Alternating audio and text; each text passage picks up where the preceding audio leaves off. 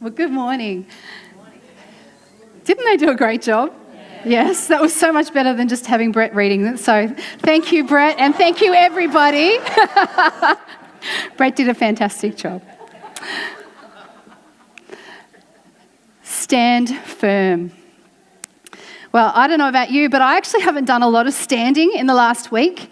I've been at home recovering from COVID, and so I've done a lot of sitting on the lounge and laying in bed, but not a lot of standing. So I'm hoping I'll make it through this, but it is very good to be here with you today.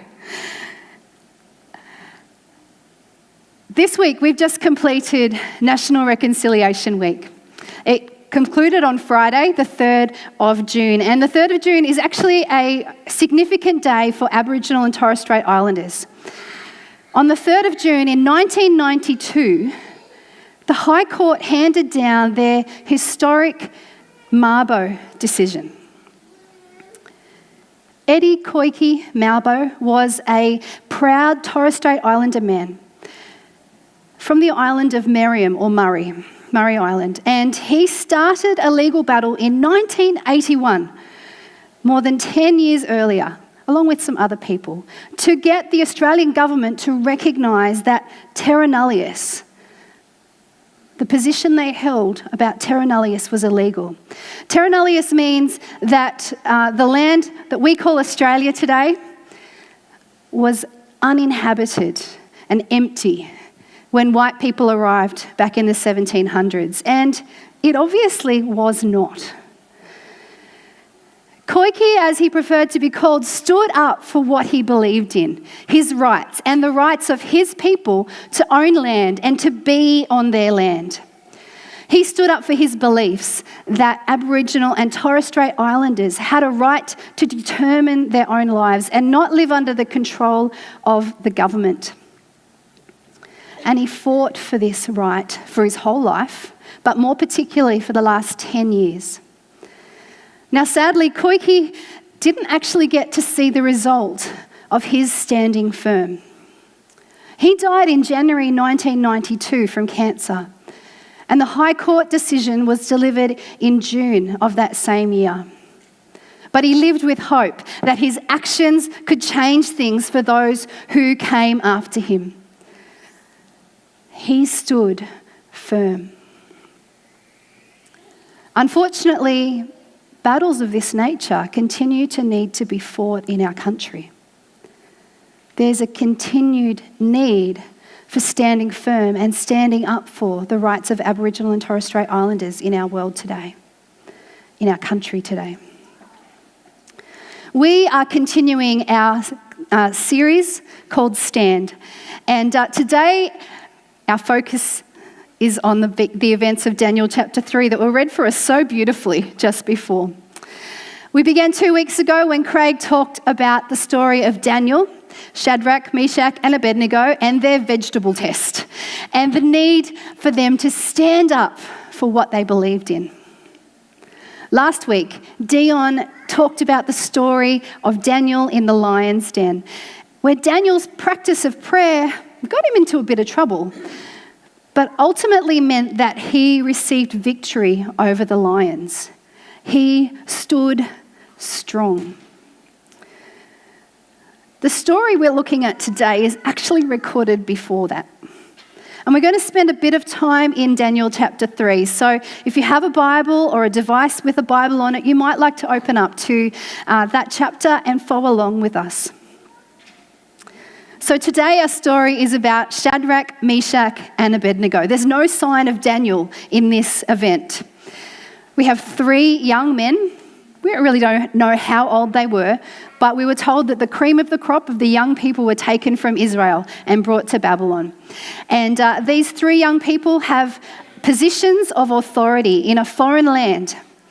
And they were being commanded to bow down to a massive statue that represented the king.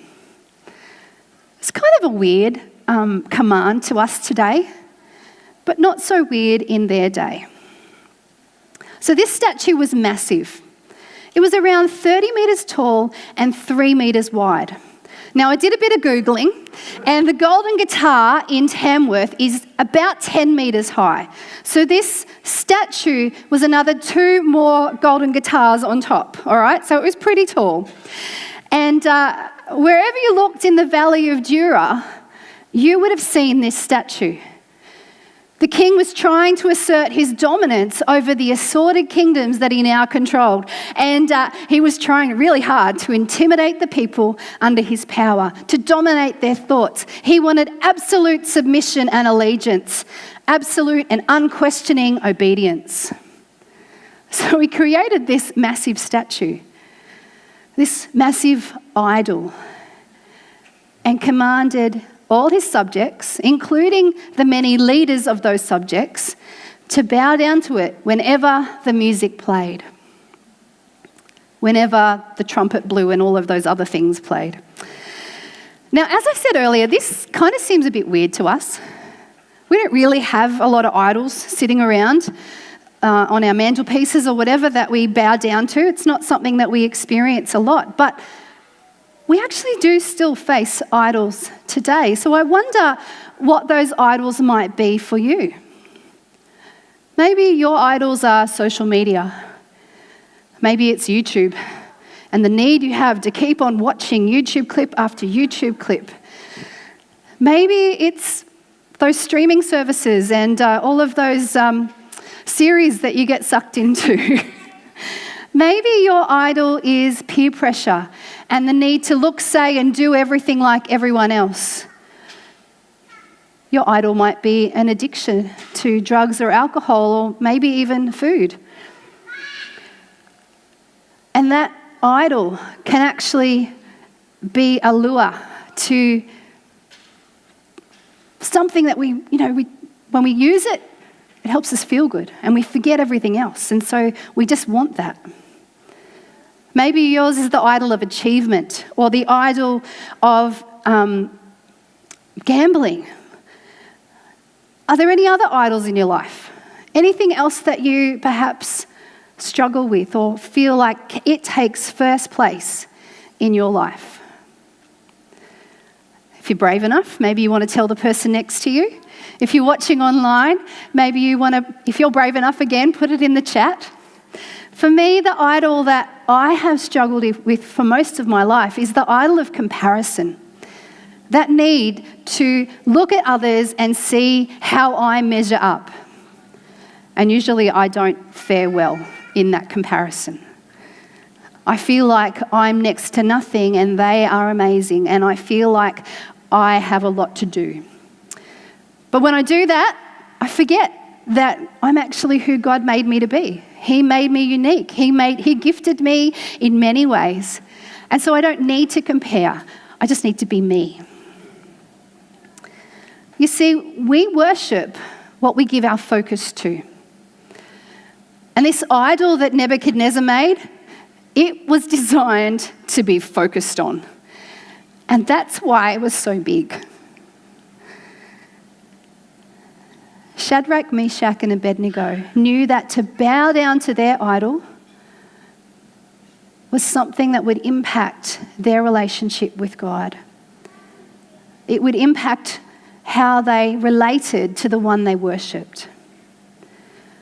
And maybe they asked themselves, am I going to allow my sight to be overwhelmed with the image of this dominating king and be overwhelmed by his power? Or am I going to focus on and give my attention to the God who's rescued my people from slavery, who's helped a little shepherd boy defeat a gigantic warrior with a pebble, and who promises to release us from this exile? Shadrach, Meshach, and Abednego refused to bow. Even though the punishment for this was to be thrown into a fiery furnace, even though the punishment was death, they refused to bow. You see, these young men knew who they were. They knew they were the children of Israel. They knew who they served, the living God, the great I Am. They knew who they worshipped, and they knew that who they worshipped was so great and so mighty that he could not be contained in a physical image, and they knew how to act. In this instance, it was to defy the command to bow. So do you know who you are? Do you know who you serve? Who you worship? Are you clear on how to act? I mean, I guess they could have bowed. They're in a pretty big crowd. And, who would really know? Who would even see them? Maybe they could have kind of bowed with their fingers crossed, as in, I didn't really mean it, God. But that kind of deception only leads to greater deception and allows evil to enter our lives. It's just like saying it's just one drink, or it's just one kiss, or it's just one look.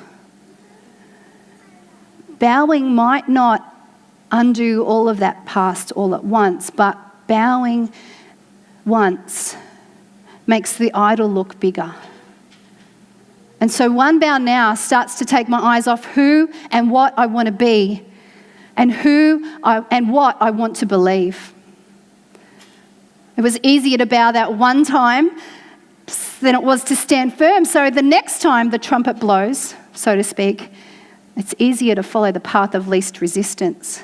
And all of a sudden, I'm being intimidated and having my attention drawn to, and perhaps even giving agreement to that thing that's in front of me rather than what I know to be better for me. There's a band called Casting Crowns, and they call this a slow fade. The three men in our story, thankfully, chose not to bow. And they stood firm. Then some others who were there were jealous of their position in the king's cabinet, and so they dobbed on them to the king, and they found themselves brought before the king himself.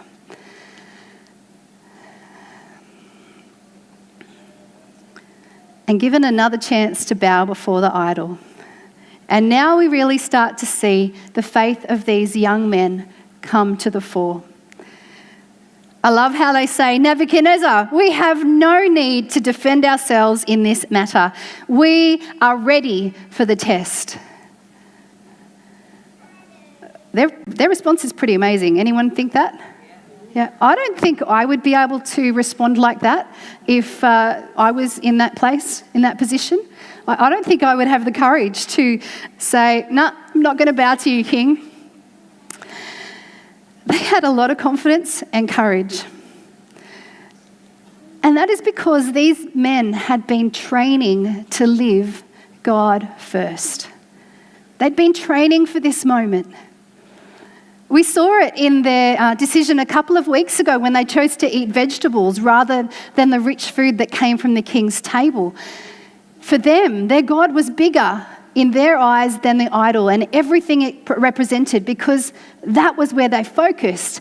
That was where they submitted. That was where they bowed. Not because someone told them they had to, not because they were forced to obey. They obeyed God because they were convinced, convicted even, that what he said was best.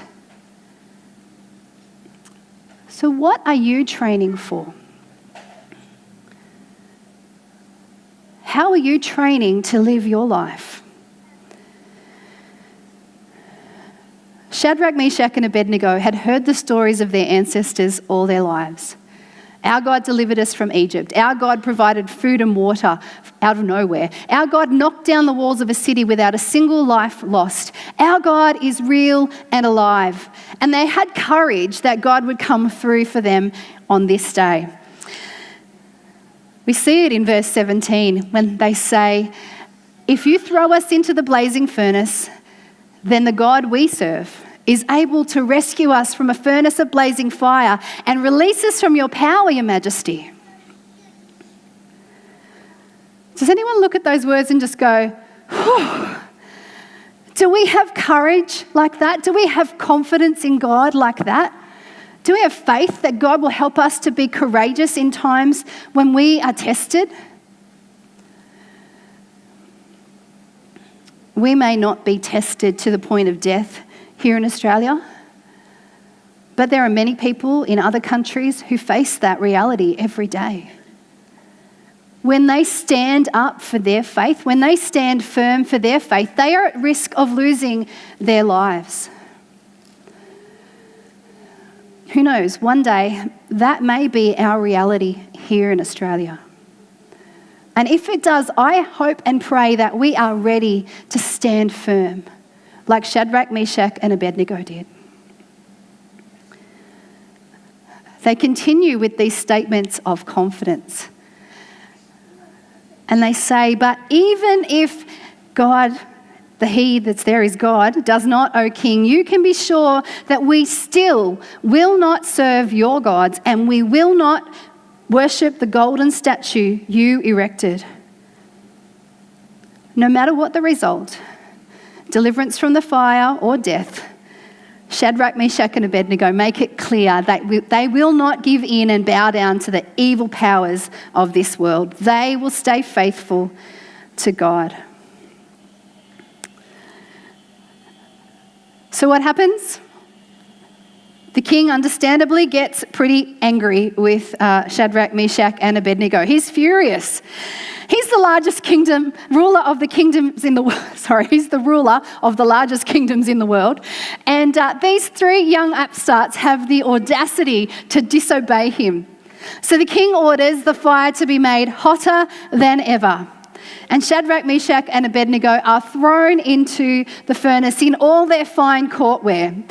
The Bible made it really clear to point out that they were thrown into the fire in all of their clothes, okay? So there was a purpose for that.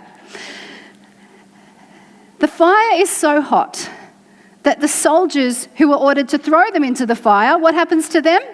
They get burned up. That's right. But not our heroes. They fell into the fire, yes, but they're not burned. And somehow the king was able to see into the furnace. I don't really understand the layout of it all, but he was able to see into the furnace. And what he saw was amazing to him. He could hardly believe his eyes. Shocked, the king jumped up and asked his advisors, "Didn't we tie up 3 men and throw them into the heart of the fire?" "Yes, O king." "Then why do I see 4 men? Completely unbound, walking around in the middle of the fire? They don't appear to be hurt at all. And the 4th, he appears to be like a son of the gods." This is the most amazing part of the story. It appears that Shadrach, Meshach, and Abednego are having a great time in the fire. They're having a bit of a party. And they're certainly not hurt in any way. And what's this about 4 people in the fire? Well, this is where today's story connects with the Holy Spirit and Pentecost that we've been singing about this morning and talking about this morning. In the Old Testament, the Holy Spirit was given to particular people for a particular purpose. For example, King David in the Old Testament had the Holy Spirit with him, helped him rule, helped him make wise decisions. Through Jesus' death and resurrection, God was able to make Holy Spirit available to all of those who believe in him. Holy Spirit is a gift given to all who choose to follow Jesus. So if that's you today, then guess what? You have the Holy Spirit in you. We have God with us at all times, helping us, leading us, empowering us, strengthening us, comforting us. It's so cool. It's so helpful. I cannot do life without the Holy Spirit. So here in this story, it's before Jesus' physical life here on earth. And the Holy Spirit came upon Shadrach, Meshach, and Abednego for this time and place and appeared with them in a physical form to strengthen, encourage, and protect them from the fire and from the king. Holy Spirit shows Shadrach, Meshach, and Abednego's words to be true. There is a God who can deliver them from the king's power. If there's no verse that you want to remember today, that is the one. That is the verse to stick in your mind today. There is a God who can deliver you from the king's power or from the power that seeks to control you. This amazing action speaks volumes to the king, who orders them out of the fire. And then the king and all his officials discover that the fire has not done anything to harm these men. Their hair was not singed. Their clothes were not scorched. They didn't have the faintest smell of smoke on them. That's pretty amazing, yes? I can't sit around a campfire without smelling like smoke for days on end. And these guys were in the middle of a fire and came out without smelling like smoke and without being hurt in any way. What a miracle. And this miracle had an impact on the king. And he made a new decree that the God of Shadrach, Meshach, and Abednego was the God to be worshipped. So what does all this mean for us today? The same God who delivered Shadrach, Meshach, and Abednego from the fire is our God. And he is more than able to deliver us from whatever we face today. He can help us stand firm and be courageous. He can help us to be strong when we face things that are beyond us. He can also help us to stand strong and helps us when we're facing those small decisions that might allow the enemy to get a foothold. Think back to the idols that we identified earlier.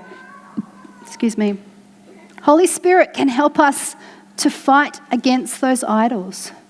With his help, they don't have to be at the forefront of your mind all the time. They don't have to be bigger than God. Holy Spirit can help you defeat the idol of social media, the idol of drinking, the idol of peer pressure and the need to achieve and always look perfect. He is bigger than all of those things. And he's not some weird, unknown, supernatural power. He's the one who knows us. He's the one who is with us. And it's him we're focusing our attention on today. Our God is with us. Holy Spirit, alive and active, will walk through fire with us. What fires are you walking through? What has your attention? I want to encourage you, you can stand firm today. I invite the music team to come up. Let's go back to that question from before. What are the idols you face today? Have you been able to name them? I want to invite you and encourage you that you can actually ask God for strength to stand firm against those idols, to not bow down to them.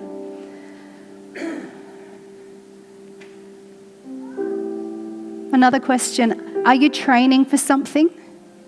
Are you training to live a life that is God-focused? Or are you just floating along hoping for the best? Shadrach, Meshach, and Abednego's training did not begin with the idol. They began training for the life God wanted them to live much earlier, and it was this combined with the power of the Holy Spirit that enabled them to stand firm when that moment of temptation came. So what are you training for? Do you need to ask God to help you to put into practice some things that are going to help you to be training to live life his way? Maybe it's reading the Bible. Maybe it's finding an accountability partner. There are many ways that we can put into place training things that will help us to live life God's way. Maybe today you just need help to believe that God is with you. That Holy Spirit can help you and strengthen you and empower you. Can you hear me? He is with you and he loves you. And he wants to walk through life with you. And I invite you today to invite him to do that journey with you. Maybe today you need to commit to him for the first time. Or recommit your life to him. Surrender and bow to God and acknowledge that He is real and He wants to be part of your life. Overcoming our idols is only possible with our God who is with us. Holy Spirit. He's the one that we sing about in the song that we're about to sing, Another in the Fire. And as we sing this song, I want to invite you to respond. Perhaps you need help to stand firm against a particular idol. Maybe you've opened the door for an idol to have power over you and you want to surrender to Holy Spirit and invite Him to fill you. Perhaps today you need courage to walk through the fire you are in. Invite Holy Spirit to join you in that.